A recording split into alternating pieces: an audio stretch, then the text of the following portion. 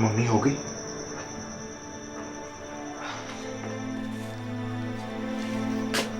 होने वाली है। मोटरसाइकिल है तेरे पास? है। 10 मिनट में रक्षी के ब्यूटी पार्लर पर पहुंच जा। पहुंच गया। फिर जाकर मिल लो से, अकेली है वहां। अब्बाजी का हाथ हाथ में नहीं है। समझ, आखिरी मुलाकात है, आर या पार। मिलूंगा कैसे? रक्षी जाने देगी अंदर? जाने देगी तो मिलने देगी उससे? रक्षी से बात करके आया हूं, उसने कहा 5 मिनट दूंगी उसे। और सच्ची बात है, किस्मतें बदलना हो तो मिनट नहीं लेती, और ना बदले तो फिर चाहे 1.5 साल ना बदले। वो किसी के नाम पर सज धज के बैठी होगी परी पैकर।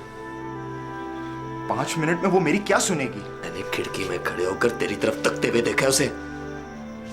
तजुर्बा चाहे 0 है मेरा, पर दिल कहता है कि सुनेगी बात तेरी, सुनेगी तो गौर भी करेगी। गौर करेगी तो समझ 2 मिनट में तंबू उखाड़ के शेफ फरमान के स्कूटर पर डाल देने मैंने।